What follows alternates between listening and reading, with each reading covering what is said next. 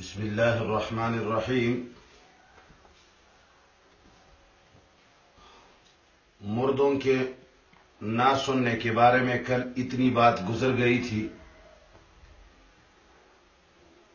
کہ قرآن کریم نے صاف فرمایا ہے کہ مردے زندہ دنیا والوں کی باتیں نہیں سنتے،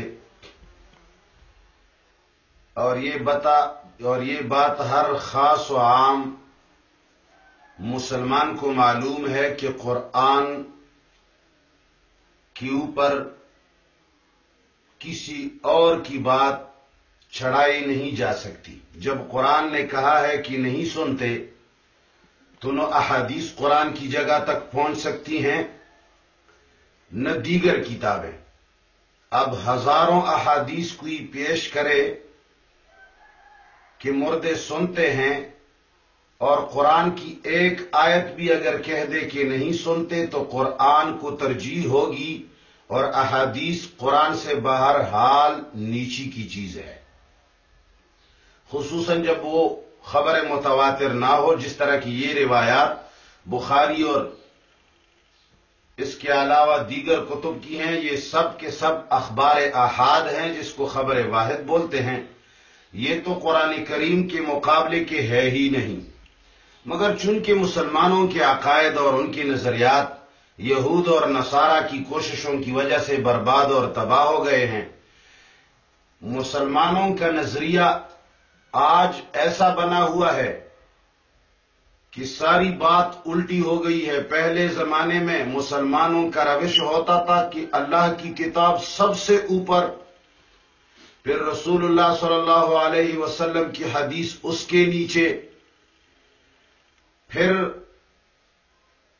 اجماع امت اس کے نیچے، قیاس شرعی اس کے نیچے۔ مگر آج کل سب سے اوپر اپنے مولویوں کی بات، اپنے پارٹی کے مولوی کی بات، اپنے من پسند علماء کی بات سب سے اوپر، پھر دوسرے نمبر پر حدیث اس سے نیچے سمجھتے ہیں۔ اپنے مولویوں، اپنے پیروں، اپنے مرشدوں اور اپنے گاؤں کے مولویوں کے بعد اس سے نیچے پھر رسول اللہ صلی اللہ علیہ وسلم کی حدیث کو مانتے ہیں، سب سے نیچے قرآن کو مانتے ہیں۔ یعنی قرآن کو یہ لوگ درجہ دیتے ہی نہیں۔ لیکن ہم چونکہ الحمدللہ مسلمان ہیں، جو لوگ ہمارے بیانات سنتے اور پڑھتے ہیں وہ بھی الحمدللہ ان کی طرح نہیں ہیں، وہ بھی قرآن کو سب سے اونچا سمجھتے ہیں۔ تو قرآن نے باقاعدہ 9 آیات کریمہ میں نے جو پیش کی اس سے بھی زیادہ ہیں۔ قرآن نے صاف کہا ہے کہ مردے جب ایک مرتبہ دنیا سے چلے جاتے ہیں تو اس دنیا سے ان کا تعلق کٹ جاتا ہے، دنیا کی کسی بات کا ان کو علم نہیں ہوتا، اور اس میں تمام مردے شامل ہیں، خواہ وہ انبیاء ہوں، خواہ وہ اولیاء ہوں، خواہ وہ شہداء ہوں، خواہ جتنے بھی بڑے درجے کے لوگ ہوں، قرآن سے بڑا درجہ کسی کا نہیں۔ اس کے بعد میں نے مفسرین خصوصاً صحابہ کرام کا عقیدہ پیش کیا کہ ان کا بھی عقیدہ یہی تھا کہ مردے نہیں سنتے، اور اس کے بعد چند مفسرین، اور پھر کل کی آخری بات میں نے ایک بات پتے کی عرض کی تھی، وہ یہ کہ بعض کتابوں کے اندر لکھا ہے کہ مردے فی الجملہ سنتے ہیں، تو یہ لوگ شور مچاتے ہیں کہ دیکھو فی الجملہ سننے کا قول اس نے کیا ہے۔ تو کل میں نے اس کی تشریح کی، اگرچہ میں پوری تشریح نہ کر سکا، شاید آپ لوگ اس نہیں سمجھ گئے ہوں گے۔ کل کے درس کے آخری بات کا خلاصہ یہ ہے، جس طرح کہ روح المعانی نے لکھا ہے اور شبیر احمد عثمانی نے لکھا ہے، روح المعانی کی 21 جلد 58 صفحہ، فتح الملہم کی دوسری جلد 479 صفحہ، اس کا خلاصہ یہ ہے کہ فی الجملہ سننے کی بات یہ ہے کہ رسول اللہ صلی اللہ علیہ وسلم جس وقت کفار کے مقتولین کے اوپر کھڑا تھا بدر میں، اور ان سے کہہ رہا تھا کہ ہمارے ساتھ جو وعدہ ہوا ہم نے حق پایا کیا، تمہارے ساتھ جو وعدہ ہوا تم لوگوں نے اس کو حق پا لیا، یہ بات رسول اللہ کی مردوں نے سن لی، मोजिजे के तौर पर। ये सुनने के बारे में ये जितने उलमा ने लिखा है कि मुर्दे फिल जुमला सुनते हैं, तो उनकी मुराद वो जगह है कि रसूलुल्लाह की बात उन्होंने सुन ली है। और उसके अलावा जितने भी उलमा ने लिखा है कि मुर्दों के सुनने का मसला इख्तिलाफी है, तो ये आज के लोग उन इबारात से लोगों को धोखा देते हैं। जिन जिन हक परस्त उलमा ने यह लिखा है कि मसला इख्तिलाफी है, इसका माना यह नहीं है कि आम मुर्दों के सुनने का मसला इख्तिलाफी है, नहीं। उनका मकसद सिर्फ और सिर्फ यह होता है कि बदर के अंदर रसूलुल्लाह सल्लल्लाहु अलैहि वसल्लम की बातें कुफ्फार मुशरिकीन मक्का के मक्तूलीन ने सुन ली या नहीं, वो इख्तिलाफी मसला है। ये नहीं इख्तिलाफी कि उसके बाद कोई सुनता है कि नहीं, इस पर सबका इत्तेफाक है कि नहीं सुनते। इख्तिलाफ सिर्फ उस जगह में है कि बदर में बात सुनी या नहीं सुनी। तो हम कहते हैं कि सुनी, इसलिए कि रसूलुल्लाह का मौजज़ा था, और तुम तो रसूलुल्लाह नहीं हो कि तुम्हारी भी बात सुन ली या किसी और की बात सुन ली, किसी और का मौजज़ा, ये नहीं हो सकता। तो इसलिए इमाम अलूसी और शबीर अहमद उस्मानी ने फरमाया फयक्तसिरु अलल क़ौल बिसिमाइ मा वरद समअ बिसिमाइही अलैहिस्सलाम व नहवी। तो इसलिए वो फरमाते हैं कि जब ये पता चला कि अल्लाह जिसको सुनाता है तो सुनते हैं, तो हम कहते हैं कि अल्लाह जिनको सुनाता है सुनते हैं, अल्लाह जब पत्रों को सुनाता है तो भी सुनते हैं, उसमें तो बात ही नहीं है। लेकिन अल्लाह कब सुनाता है, किसकी सुनाता है, इसका इल्म नहीं है। इसलिए उलमा ने लिखा है फयख्तसिरु अलल क़ौल, लिहाजा बस किया जाएगा, सिर्फ उन जगहों पर इख्तिसार किया जाएगा जहां समा साबित है, यानी रसूलुल्लाह सल्लल्लाहु अलैहि वसल्लम का बदर की कुएं वालों को बात करना और उनका सुनना, बस वहां सुनना साबित है। उसके अलावा तमाम एहसासात और इदराकात मय्यत के जो हैं वो अल्लाह के हाथ में है, और अल्लाह की मशीयत का किसी को पता नहीं। लिहाजा उन जगहों को हम कायल होंगे जहां रसूलुल्लाह ने फरमाया है, बाकी का हम कायल नहीं होंगे। इसी तरह अल्लामा अनवर शाह कश्मीरी रहमहुल्लाह ने लिखा है फैजुल बारी में, और उसकी तशरीह अल्लामा शबीर अहमद उस्मानी ने फतहुल मुल्हिम जिल्द 2 सफ़ा 469 में यूं नकल की है, वल अहादीसु इन्नमा असबतत समाअहुम बाज़ल अशियाई फी बाज़िल अहयान व लिहाजा यजिबु अन यक्तसिरा अला इस्बात समाई फीमा सबता बिस्समा वला यतजावज़ु अन्हु व हाज़ा माना मा क़ालहु शेख अनवर रहमहुल्लाह अन्न ज़ाबितता इन्नमा हुवा अदमुस समा लाकिन्नल मुस्तस्नयात फी हाज़िल बाबी कसीरत। इसका तर्जमा यह है कि और हदीसें सिर्फ मुर्दों का बाज चीजों को, और वो भी बाज औकात में सुनना साबित करती हैं। इसलिए जहां जहां हदीस से समा साबित होती है उसको इन्हीं मौके में बंद रखना और इनसे तजावुज न करना वाजिब है। यानी जहां जहां हदीस में आया है कि सुना है तो हम उन्हीं जगहों पर इक्तिफा करेंगे। अब हदीस में ने कितनी जगहों पे कहा है? नंबर 1 कि रसूलुल्लाह की बात बदर में कुफार ने सुन ली। नंबर 2 जब मुर्दे को कब्र में रखा जाता है और लोग उससे रुखसत हो जाते हैं तो लोगों के पैरों का छाप सुनते हैं। नंबर 3 सलाम करते हैं तो अल्लाह उनको इत्तला देते हैं, वो सलाम का जवाब। ये 3 चीजें सुनना साबित है खबर आहाद से। अगरचे हमारे उलमाए देवबंद और इमाम अबू हनीफा के मसलक वाले इनके भी तवील करते हैं, कहते हैं कि पहला वाकया रसूलुल्लाह का मौजज़ा था, दूसरी बात और तीसरी बात जो है उसकी तावील करते हैं। तीसरी बात की तावील ये करते हैं कि सलाम की इत्तला अल्लाह देते हैं और उसकी रूह को वहां से मुतवज्जह कर देते हैं, वो जवाब देते हैं बरज़ख से। और दूसरी बात जो रह गई पैरों का छाप सुनना, उनकी तावील हमारे उलमा ने यह फरमाई है कि ये मलाइका के जल्द आने का एक ऐसा समझ लो कि अगर वो जिंदा होता तो लोगों के पैरों का छाप सुन लेता।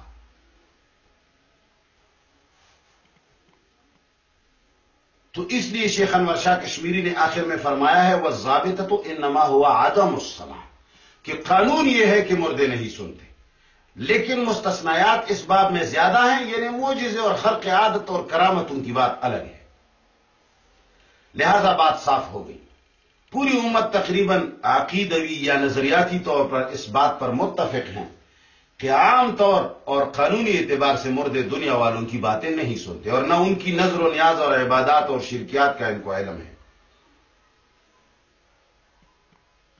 اب ایک 14 نمبر پر ایک اور تفسیر دیکھیں۔ شیخ القرآن غلام اللہ خان رحمہ اللہ جواہر القرآن تفسیر سورہ روم آیت نمبر صفحہ نمبر 904، اس میں فرماتے ہیں، جس کا ترجمہ، جس کا مفہوم یہ ہے، وہ فرماتے ہیں سماع موتا کا تعلق احوال برزخ سے ہے، اور احوال برزخ کا علم وہی کے بغیر ممکن نہیں، اس لیے ضابطہ تو یہی ہے کہ مردے نہیں سنتے، لیکن جن احوال میں مردوں کے سننے کی بعض احادیث میں صراحت ہے وہ اپنے احوال اور موارد کے ساتھ مخصوص ہوں گی، اور اس سے عموم احوال میں سماع موتا پر استدلال صحیح نہیں ہوگا۔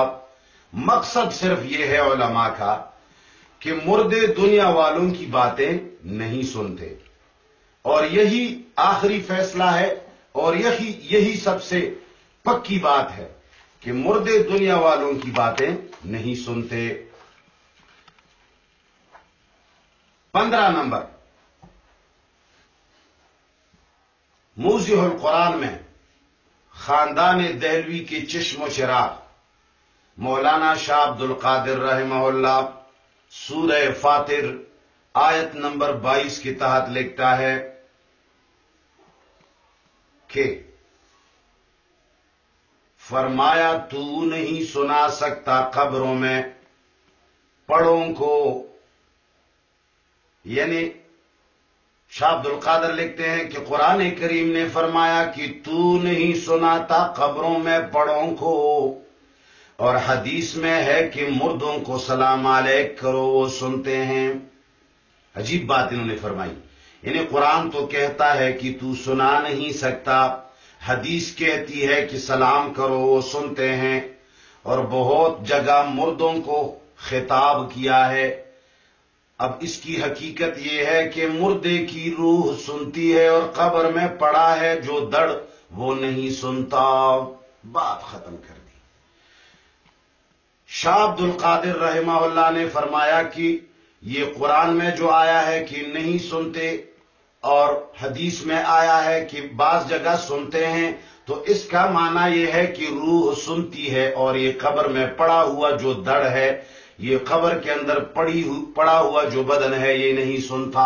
اب وہ قبر شرعی کے اندر جو برزخ ہے، وہاں جب اللہ چاہے تو اس کو اطلاع دیتا ہے، لیکن اللہ کی چاہت کا کس کو معلوم ہے کہ کب اللہ چاہے گا تمہاری بات اس کو سنا دے گا، کب نہیں چاہے گا، اس لیے تم عقیدہ یہی رکھو گے کہ نہیں سنتے۔ علامہ شبیر احمد عثمانی دیوبندی تفسیر عثمانی تفسیر آیت روم میں لکھتے ہیں، آیت نمبر 52 کے تحت وہ فرماتے ہیں، یعنی تم یہ نہیں کر سکتے کہ کچھ بولو اور اپنی آواز مردے کو سنا دو، کیونکہ یہ چیز ظاہری اور عادی اسباب کے خلاف ہے۔ البتہ حق تعالی کی قدرت سے ظاہری اسباب کے خلاف تمہاری کوئی بات مردہ سن لے، اس کا انکار کوئی مومن نہیں کر سکتا۔ یعنی اگر اللہ چاہے، لیکن اللہ کی چاہت کا ہمیں کیا علم، اللہ جب چاہے تو پتھروں کو بھی سنا سکتا ہے، لکڑیوں کو بھی سنا سکتا ہے، تو پھر کیا ہم یہ کہیں گے کہ لکڑی بھی سنتے ہیں؟ اب نصوص سے جن باتوں کا اس غیر معمولی طریقہ سے سننا ثابت ہو جائے گا، اسی حد تک ہم کو سماع موتا کا قائل ہونا چاہیے، محض قیاس کر کے دوسری باتوں کو سماع کے تحت میں نہیں لا سکتے۔ اب رسول اللہ کی باتیں سنا دی گئی، اور اسی طرح سلام اللہ جل جلالہ اطلاع دیتا ہے، تو تم سلام کے اوپر قیاس کر کے یہ مت کہو کہ ہماری دیگر باتیں بھی وہ سنتے ہیں، نہیں۔ یہاں شاہ صاحب اور عثمانی صاحب دونوں نے کیسی خوبصورت بات فرمائی۔ پہلے عبد القادر صاحب نے فیصلہ کیا کہ قبر میں جو پڑا مردہ ہے وہ نہیں سنتا، حدیث میں جو سننے کے متعلق آیا ہے وہ معاملہ روح موتا کا ہے، قبروں میں پڑے دھڑکا نہیں۔ عثمانی صاحب نے فرمایا کہ ظاہری عادات اور اسباب کی بنا پر تو مردہ نہیں سنتا، البتہ اللہ اپنی قدرت کاملہ سے سنا دے تو اس کا انکار نہیں، اس کا کون انکار کر سکتا ہے؟ اللہ سنا دے، لیکن اللہ کے سنانے کا بندوں کو کیا پتا ہے کہ اس وقت سنا دے گا، اور یہ جاتے ہیں اور ان سے مانگتے ہیں۔ مانگنا تو ویسی بھی شرک ہے، اور جانا بھی شریعت کے مطابق ہوگا، جس کی ہم نے تفصیل زیارت قبور میں کی ہے۔ عارف ربانی مولانا شیخ حسین علی الحنفی دیوبندی رحمہ اللہ لکھتے ہیں بلغت الحیران صفحہ نمبر 257 سورۃ روم کے تحت، وہ لکھتے ہیں تحقیق سماع موتا کے متعلق یہ ہے کہ بدن بلا روح نہیں سنتے، جیسا کہ اس آیت سے معلوم ہوتا ہے، اور باقی آیات بھی دال عدم سماع موتا پر ہیں، اور روح زندہ ہے وہ سنتا ہے جب قریب ہو۔ روح اگر قریب ہو تو سنتا ہے، مگر روح ہے کہاں؟ حیات النبی کے مسئلے میں، زیارت قبور کے متنا اور عذاب قبر کے مسئلے میں ہم نے واضح دلائل سے ثابت کیا ہے کہ روح بہت دور قبر شرعی میں علیین میں ہے یا سجین میں ہے، تو اس لیے دوری کی وجہ سے وہ بھی نہیں سنتی۔ اگر اتنے دور سے وہ سنے پھر تو اللہ بھی دور سے سنتا ہے، روح بھی دور سے سنتی ہے، پھر تو برابر ہو گئے، اللہ کے برابر کوئی چیز نہیں۔ اب جو لوگ احادیث کا علم رکھتے ہیں وہ لوگ کیا فیصلہ کرتے ہیں؟ محدثین کا فیصلہ ذرا سن لو۔ بخاری شریف جلد 2 صفحہ 566 میں ہماری والدہ عائشہ صدیقہ رضی اللہ تعالی عنہا فرماتی ہیں، عظیم محدثہ ام المومنین جنہوں نے اپنے شاگرد رشید ابن عمر کی تردید فرما کر مردوں کے سننے کی تعویل فرمائی۔ کیوں فرمائی؟ اس لیے کہ قرآن کی آیت انک لا تسمع الموتیٰ کے خلاف نہ ہو، لہذا سب سے پہلا فیصلہ عائشہ صدیقہ کا ہے کہ مردے جن دنیا والوں کی باتیں نہیں سنتے۔ دوسرے نمبر پر عمر فاروق کا فیصلہ بخاری جلد 2 صفحہ نمبر 566 پر، مسند احمد جلد 2 صفحہ نمبر 287 پر کہ اے اللہ کے رسول آپ ان جسموں سے بات کرتے ہیں جن میں روح نہیں۔ عمر فاروق کا بھی فیصلہ ہے کہ مردے دنیا والوں کی باتیں نہیں سنتے۔ تیسرے نمبر پر تابعی قتادہ رحمہ اللہ کی بات، جو 118 ہجری میں وفات پا گئے ہیں، انہوں نے معجزہ کی بات کی کہ اللہ نے مردوں کو زندہ کیا، پھر رسول اللہ کی باتیں سنا دی۔ اس سے ثابت ہوا کہ ان کا بھی عقیدہ تھا کہ مردے نہیں سنتے، بخاری جلد 2 صفحہ 266۔ چوتھا فیصلہ امام بخاری رحمہ اللہ کا اپنا فیصلہ، شفاء الصدور فی عدم سماع من فی القبور، امام نیلوی کی کتاب ہے صفحہ 86۔ وہ فرماتے ہیں امام بخاری بھی مردوں کے سننے کا قائل نہیں، کیونکہ انہوں نے حدیث قلیب بدر کے بعد قتادہ کی توجیح ذکر کر کے جانب عدم سماع کو ترجیح دیا، ورنہ اس کے بعد اس قول کی تردید کرتے یا یہ قول ہی نہ لاتے۔ ان امام بخاری کی ترتیب سے یہ پتہ چلتا ہے کہ وہ بھی مردوں کے سننے کا قائل نہیں، صحابہ قائل نہیں، تابعین قائل نہیں، امام بخاری قائل نہیں۔ نمبر 5 امام بدر الدین عینی الحنفی۔ نمبر 7 علامہ ابن التین رحمہ اللہ، یہ دونوں لکھتے ہیں، پہلا عمدۃ القاری جلد 8 صفحہ 202 پر، دوسرا عون الباری جلد 1 صفحہ نمبر 516 پر، قال ابن التین الموتى لا يسمعون بلا شک۔ عینی صاحب لکھتے ہیں کہ ابن التین نے فرمایا کہ اس میں کوئی شک نہیں کہ مردے نہیں سنتے، کوئی شک نہیں، مگر آج کے لوگوں کو شک ہے۔ علامہ کرمانی متوفا 775 لکھتے ہیں، وَكَانَ حَدِيثُ مَا أَنْتُمْ بِأَسْمَعَ مِنْهُمْ لَمْ يَثْبُتْ عِنْدَهَا، وَمَذْهَبُهَا أَنَّ أَهْلَ الْقُبُورِ يَعْلَمُونَ مَا سَمِعُوا قَبْلَ الْمَوْتِ وَلَا يَسْمَعُونَ بَعْدَ الْمَوْتِ۔ کرمانی جلد 16 صفحہ نمبر 158۔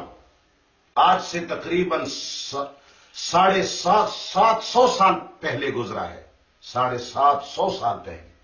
وہ لکھتے ہیں کہ عائشہ صدیقہ کے ہاں سننے والی روایت ثابت نہیں۔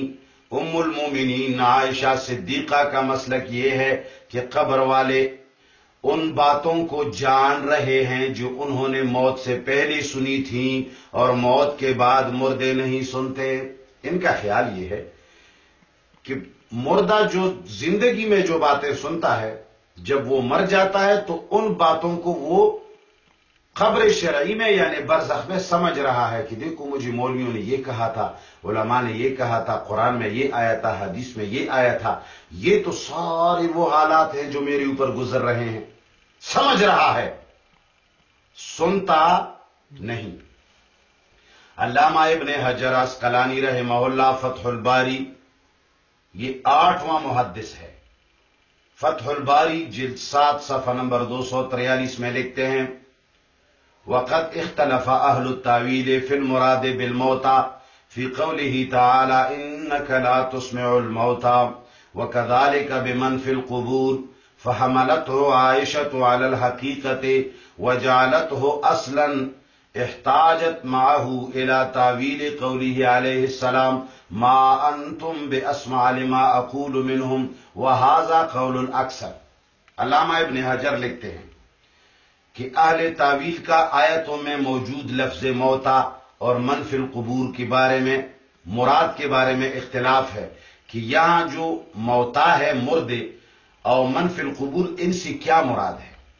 تو عائشہ صدیقہ نے قرآنی الفاظ کو اپنی حقیقت یعنی ظاہر پر محمول کر کے اس کو اصل بنا دیا، اور رسول اللہ کی حدیث کے الفاظ کو بے اسمع کی تعویل کی کہ یہ بے اسمع کا جو لفظ ہے یہ اعلم کے معنی میں ہے، یعنی علم کے ساتھ تعویل کی۔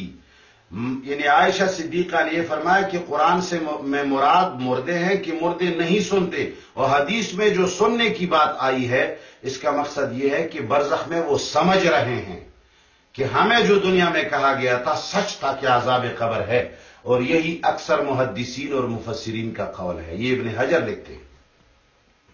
علامہ سعد الدین تفتازانی لکھتے ہیں شرح مقاصد جلد 1 صفحہ نمبر 123، وہ فرماتے ہیں وَلَا نِزَاعَ فِي أَنَّ الْمَيِّتَ لَا يَسْمَعُ، اور اس میں کوئی جھگڑا اختلاف نہیں کہ مردہ نہیں سنتا۔ دیکھو اس نے کہا کوئی اختلاف نہیں، اصل میں اختلاف نہیں ہے اس مسئلے، اس لیے کہ جب قرآن نے کہا ہے کہ مردے نہیں سنتے تو بس نہیں سنتے۔ اب جو اختلاف جو بعض علماء نے ذکر کی ہے اس اختلاف کا معنی کیا ہے؟ صرف اور صرف یہ کہ رسول اللہ کی بات بدر کی مشرکین نے سن لی کہ نہیں۔ علامہ بشیر الدین قنوجی تفہیم المسائل صفحہ 81 تا 88 وہ لکھتے ہیں وبالجملہ ان عدم السماع الاموات ثابت من الکتاب والسنت واجماع الامت۔ وہ فرماتے ہیں مسئلے کا حاصل یہ ہے کہ مردوں کا نہ سننا قرآن، سنت اور اجماع تینوں سے ثابت ہے کہ مردے نہیں سنتے۔ مگر آج کا مسلمان، ایک عالم نے علماء اشاعت و توحید و سنت والوں سے چند سوالات کیے ہیں کہ تم لوگ کہتے ہو کہ جو سماع موتا کا قائل ہے وہ مشرک ہے۔ پھر وہ لکھتے ہیں کہ کیا العیاذ باللہ نقل کفر کفر نہ باشد، کیا رسول اللہ بھی مشرک تھے؟ اس نے لکھا ہے کیا صحابہ کرام بھی مشرک تھے؟ کیا امام بخاری بھی مشرک تھے؟ اسی طرح اس نے کئی سوالات کیے ہیں۔ تو ان کے سوالات سے یہ پتا چلتا ہے کہ یہ شخص اتنا زیادہ کم عقل ہے، اس کو یہ پتا تک نہیں کہ وہ لوگ مردوں کے سننے کے قائل ہیں کہ نہیں۔ ارے کہاں رسول اللہ سننے کا قائل ہے اللہ کے بندے، اور کہاں عمر فاروق سننے کا، کہاں امام بخاری سر؟ کسی نے بھی تو نہیں کہا کہ سب مردے ساری جگہوں میں سنتے ہیں، کہیں ایک جگہ تو بتا دو۔ مرد بن جاؤ, کتابوں کو ٹٹول کر دیکھ لو, کوئی ایک قول نکالو جس میں کسی نے کہا ہو کہ ہر مردہ ہر کسی کی ہر بات سنتا ہے. کس نے کہا؟ اور پھر جو اختلاف آپ صحابہ کرام کے بارے میں کہتے ہیں, ان کا اختلاف اس بارے میں تھوڑا ہی تھا کہ مردے سنتے ہیں کہ نہیں. ان کا تو خیال یہ ہے کہ کوئی نہیں سنتا. البتہ اختلاف اس بات پر ہے کہ رسول اللہ کی بات مشرکین کے مقتولین نے سنی کہ نہیں, اور وہاں سننے میں کوئی شرک لازم نہیں آتا. اور تم جو سنانا چاہتے ہو تم تو شرک کو لازم کرتے ہو, لہذا تمہاری اوپر شرک کا فتویٰ آئے گا, کسی اور عالم کے اوپر تھوڑا ہی آئے گا. دیگر علماء تو ان چیزوں کے قائل نہیں ہیں. تم قبروں سے مانگتے ہو, استمداد کے قائل ہو, مانگنے کے قائل ہو, ہر کسی کی بات کے سننے کے قائل ہو, وغیرہ وغیرہ. شیخ محمود حسن الحنفی ثم دیوبندی 11واں نمبر. نمبر 12 علامہ شبیر احمد عثمانی. حوالہ فتح الملہم شرح مسلم جلد 2 صفحہ نمبر 278 میں لکھتے ہیں, قال شیخنا محمود حسن ان غرض عائشہ لیس الانکار عن لفظ السماع بل المقصود انکار حمله على ظاہر معناه والتنبیہ على انه علیہ السلام انما ثبت لهم العلم دون السماع بالاذن سواء تلفظ بالعلم او بالسماع فلو ثبت لفظ السماع فهو ايضا محمول على العلم. اب ان علماء دیوبند کی تحریرات کو یہ لوگ تھوڑے ہی سمجھتے ہیں, اس لیے کہ ان کی آنکھوں پر شرک کی پٹیاں بندھی گئی ہیں. ان لوگوں کا خیال ہے کہ بس مردے سن لیں اور یہ ساری دنیا ان قبروں کی ارد گرد گھومتی رہے تاکہ بیت اللہ کے جانے کی ہی ضرورت نہ پڑے. شبیر احمد عثمانی لکھتے ہیں کہ ہمارے شیخ محمود حسن نے فرمایا کہ عائشہ صدیقہ کا مقصد لفظ سماع سے انکار نہیں, بلکہ ان کا مقصد یہ ہے کہ یہ لفظ سماع اپنے ظاہر پر محمول نہیں, اور یہ تنبیہ مقصود ہے کہ رسول اللہ نے مردوں کے لیے جاننا ثابت کیا ہے, نہ کہ کانوں سے سننا. اب عائشہ صدیقہ کا مقصد ان دو علماء نے کیا بیان فرمایا علماء دیوبند نے, کہ مقصد یہ ہے کہ سننے کا لفظ ثابت ہے مگر سننے کے لفظ سے مراد علم ہے. یعنی مردہ جان رہا ہے کہ مجھے جو دنیا میں کہا گیا تھا کہ عذاب قبر ہے وہ سچ ہے, چاہیے آپ نے لفظ علم استعمال کیا ہو یا لفظ سماع. اگر سماع کا لفظ ثابت بھی ہو تو بھی علم ہی پر محمول ہوگا.